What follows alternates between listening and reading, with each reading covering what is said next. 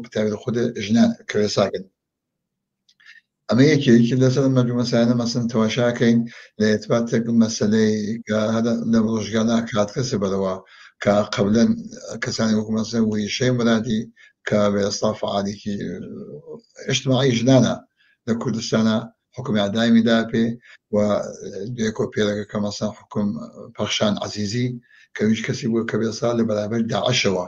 لكردستان والإيران ومصر شو لبرابر داعش ولكردستان سوريا لكوبانيا ويصامون أو مقاومة بشتاريك بيت الجمهورية الإسلامية بجرم أو كسب باب الارتجاع الإسلامي للنبي ساكنيش خويدا سبيل مثلا أو الجامعة بيت حكم إعدامي وبيصا بناو خوي عشرة علي داد كان زعما شمانة تسويبيان كلها وهو مجاهد كل كما صار خد خويا لإثبات المسألة بير فلكو هم من على كان كش من باو كان كش أبغاني بس يعني أو يقوم جلسنا حكم إعدامي دايبه ودون فتل كما صار مهدي حسني وبيصا بيروز إحساني أما أنا مثلا ينقليك وخليله مثلا حتى مثلا إعدام وأمانة كمثلا تواشاكن كغير مسائل لا شوني وكينا هل إعدام قال أخيري كمثلا بوجا كخايدة مثلا يجي كل يوم جوشتانا شوانا فدك المعشان أدم حفتة لم حفتة إعدام كرياجا لبيصا زندان مركزي ساريا بوجا لرجبالا بوجا دوای بيتو لزندان مركزي حكومة بوجا لبيصا دون فتي دكرجة عدم كرجا خلاصة أبو شيء وهرتاب شيء بردوام كمثلا تواشاكري إعدام مين بوجا وبويا كوت تواشاكن أخي أخباري كمثلا جمهورية درياجا مثلا إعدام مكان صار دوزار بشوارة كتوابو جمهورية عظيم نصوب بنجار نفر بانتري إعدام كدايسة وبيصاب تاريخ بيصا الشمسي بعد لها صوب 60 نفر دايسة إنك كم سمعني بيصا هشتا ماجا صار شمسي توابيت أزار شواصل توابيت تهانا فهذا جيد بيصا جيتين إعدامك بيصا كذلك أم حكمة زد الإنسانية بس يعني دا سبين بوشا برام أهدافك وتعقيب يكاد مسألة جدية وأساسية مثلا تو تواشاكا أو وزيت أو في شركة أو ديجر كمثلا شنو لون بتكلم تبعتك مثلا بخشان كباس ما ذيك ويشا كم كسانة كبيصة بنواجن كمقاومة يعني كبدا بارتجاع وكون بريش من كذا رقم عندي اجتماعي تواشاكا كمثلا شنو لون بك كحفتي سيروج دوم بك لفلقاي مهلابادا أو خانمة كلينا كملاك كمرتجعين بطول كل يوجه وفزعين وفلام كفشاين وولدو دوابتو كديما دنيا دي كمجرين مراكين كلو معنا كبنوع دو وزيتا كوقت كينيا كبداش تاجي مجانا مخانمة ككسي تزوج مسألة حجاب الشبين ذاك خوي دبار وحي رواني وكسي كينا صلاة الشالو بس رواني الشيطة شيء وقت هوسي لخويني كشاكا بدك كامل هوسي معترض ببقى أو سنة دا قماني قلت يا مسيح تحملك قبلنيش كما سنقول بين باش حدا لهم بل ومسألة أهوي درياي كده دانش كده تالنا بتقرأ مسألة كبي اعتراض أو ذلك بيصاد اعتراض قلياني نشان ده كدنيا دي كوت يعني ما ينكسر بريالة بستريان كلو كين إنبكا مجموعة كي مرتجع يعني خص أو نوابو مسألة عفاف وحجاب كخوات السينيانية أما أو واحد السيسك ريداجا وبشيت هذا قريته وكمان قريت ما هذه لو استفادة كبرنا يج مسألة مش خص ك أما إشارة كده كمثلا شجنا في فعالين شاسنا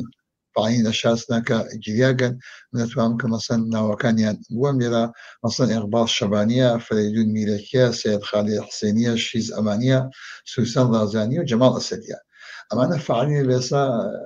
سياسي اجتماعي كالجري أو جامعنا لكل سنة شخصيات حقوقيين مشخصة بشي وهي متفاوت أمانا بيسا أمان جمع الوسيلة لما أنا كان يعني وأخيرا لم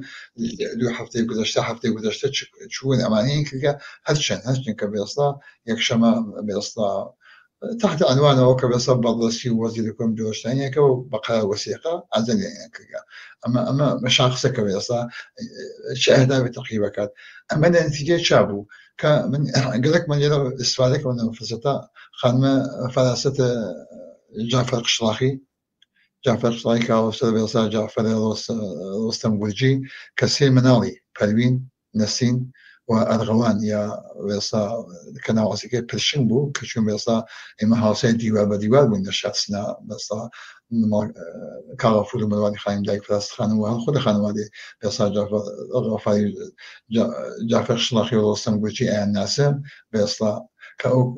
رفيق دي شكل ناكو ملاجين يام بكر ك ويصا جيجر بوشة مينبو كدو حفت كفلاس خان وقتي كنتيجة ما قلت تبعي كمر دوابتو استقبالي كوسيع وبرگزاری مراسمی کی باشکو لشاس ناکدیان بوام أو خانما كخانوا ديكين ومعنا من شديد وبربدلو قبل نشكي طلايم موسيقى كاين كلها شرخوشيان ديكم لكل خانوا دي بإصلاح جعفر خشلاقي و رستم قوجي من الله كان ويصلا خذ فراس خان وأجعفر كويصلا عن نوانا شرخوشيان ديكم ومعنا ودس خوشيكم لكل مردم بإصلاحاتنا كما شيء كي متفاوت كتواني عن كبوي ممكن مراسمي كي باشكويان بمزاكر أم جماعتي أم شفت فريدة نتيجة وان قديان كيو بإصلاح بناو بس ساز مادي أو قضية شلتا أخون قامتها كوتها كلها بإصلاح كمان الشخصيتاي كشنا شلي بإصلاح فعالية السياسي اجتماعي كاقرين نشاس ناون لها الحركات ويحتاج كده وجامعة ببدل مراسكولو ما 108 ساعة إحساني كاهنة بيت والله دسشس أكان شيء هدافك من نمونك بمضان من قدرش كان دانياقا وزاني بيصاب بس اقتصادية فقد وفلاكة من ذلك كبو جامعة كبيصاب جمهورية موجودة جمهورية إسلامية تحملي كأخوان قبل أن كمثلا ولدان بسبعين درسة أو جامعة دجيل بإصلاح ختم مطلق الفقرة زين يكاتو معنا إنه قدرش كان يعني قبل سنة حقانية كديانا كبناء أو وزيتو كمثلا أيمسال قبل كمثلا كم تبغى بو قداشي كبدا ساعات كمان باونز درسة خانواده كده كلام كذا ممنوع كان هشتا مليون كذا وبتوه لناشرن كمثلا ده زنيك بخوني وكوميتي إمداد وشلون أو إنجد حمايتهم جلستانين كانوا معنا أبيش معلومة كمثلا كبتشاوز أحوالي كمثلا يعني زي مثلا أو فقر وفلاكة أو مجنشتانات وأو مسألة خشونة القلب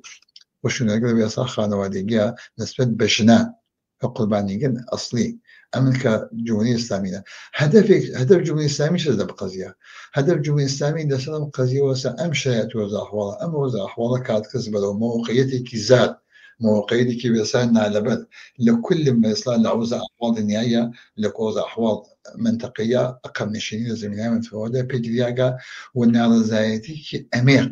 سازمان يافته متشكل كالجمهورية الإسلامية بإصلاح في إذعانك كداخل إيران زور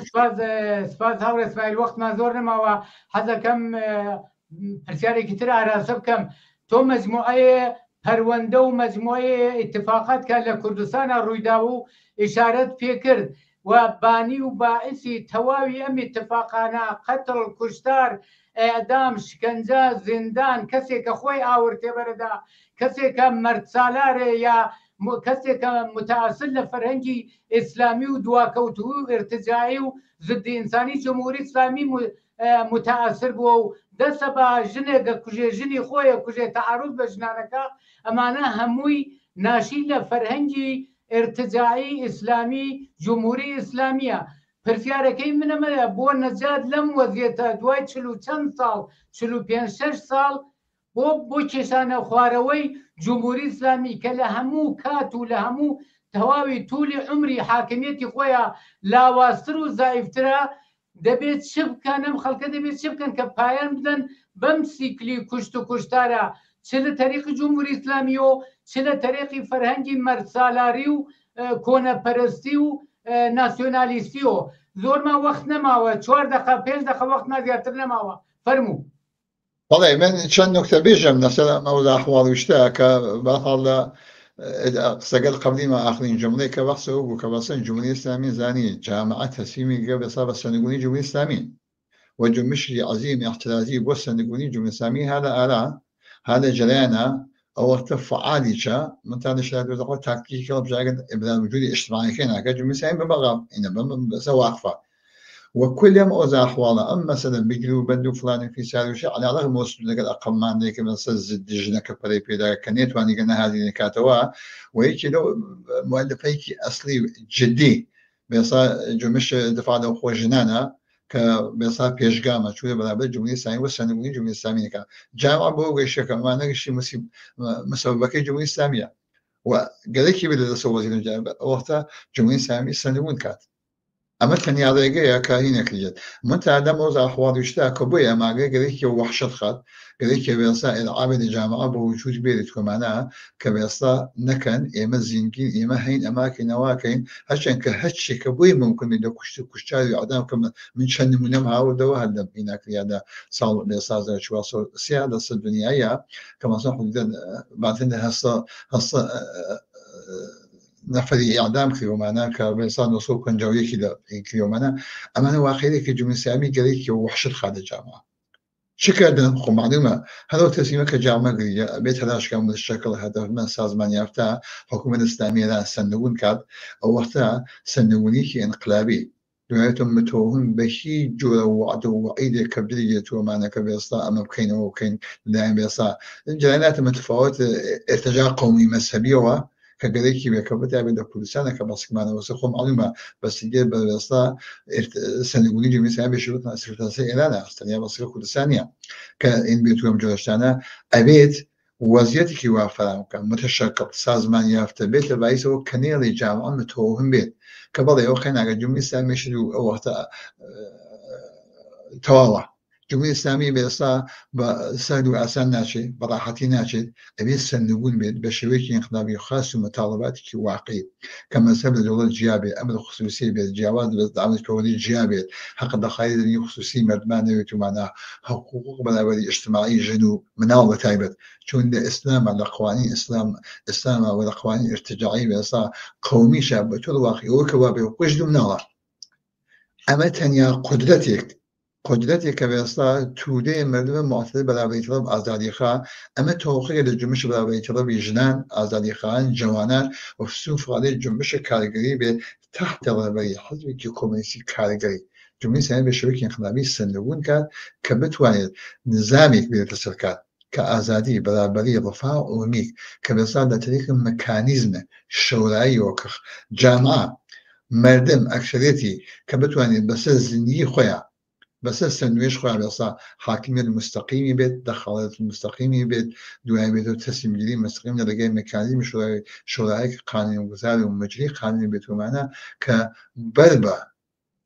تحميل الارتجاع بشواهي متفاوت بس زندگی شخصي واجتماعي وجامعة كجد أما تنيا رجايا وش جامعة متوهم نبيت كتسمي يقدر سنقولي جمهورية الإسلامي والله كم سنقولي معلومة سنقولي انقلابي نك مثلا أميد بستو داخل بس مو أمريكا وترامب وجدانم نتنياهو إسرائيل ومجرشتانا تلاقي قوري شرنديا دي كجن وبيصلا كل جمش راست چند بعد سرتاسیه چند کردستان بنوع پرادن بمثلا من بیابتوا او امدانشین او اتین بیستا جمهوری اسلامی بوسن نقولنا كانوا دوایتو دنیایتو قلوب بقوانیه جمش راست چند بعد سرتاسیه که چند بعد کردستانی که بشکل دیگوانا تو هاتداش یعنی وسا کبیسا امان دستیان غیب حاکمیت دوای قدرت سیاسی به دستیان بتوان جوشتن عشم آسو کاسه همان کاسه تبعیض نابرابری لزبان اقتصادی سیاسی اجتماعی و برسمی الناسين حقوق اجتماعي پایی انسان كان وقت بحاكمين نيمين خوان استثمار قراني ونابرابران تبعیضامی خوان ادامه بدن جامعه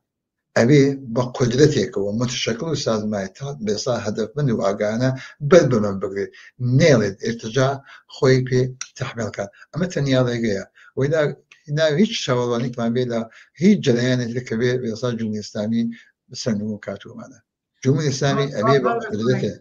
يا أستاذ ما يفتي توداي اجتماعي سنوني كين كبيت بعيسى وكا آزادي بابي رفاه بحكومتك ملزمية كود بان مكانيزم الشرعية جيوزين جمهورية الإسلامية ما تنيا ذاك زور سپاس بۆ تۆزیع كانت پرسیارم زۆرە بەڵام وەختەکەمان گەیشتۆتە ئاخر و مەجالم نییە پرسیاری زۆرتر زۆر سپاس بۆ تۆزیعەکانت و بۆ بەشداری لەم بەشە لە بەرنامەی ڕۆی تەلەڤیزیۆنی پەرتۆدا باز بۆ ئەوەش زۆر سپاس بینەرانی عزیز و خۆشەویست بەم جۆراتی نەکۆتایی بەرنامەی حوتەی تەلەڤیزیۆنی پەرتۆ ساقی و سەڵامەتیتان و سەرنگونی جمهوری ئیسلامی ئارەزووی هەمووانە و هیوادارین بە نەقش و فعالیەتی سەراسەری خەڵکی کۆمەلگای ئێران کە 90% زیاتر دژ بە جمهوری ئیسلامین و قین و تووڕەیان لە جمهوری ئیسلامی هەلا بێنە مەیدان و جمهوری ئیسلامی سەرنگونکەن و خاست و متالباتەکانی خۆیان تاخۆ باشن. زۆر سپاس بۆ ئەوەی کە بینەری بەرنامەی و حوتەی تەلەڤیزیۆنی پەرتۆ بوون. کات و ساتێکی خۆشتان بۆ ئارەزوو بکەم.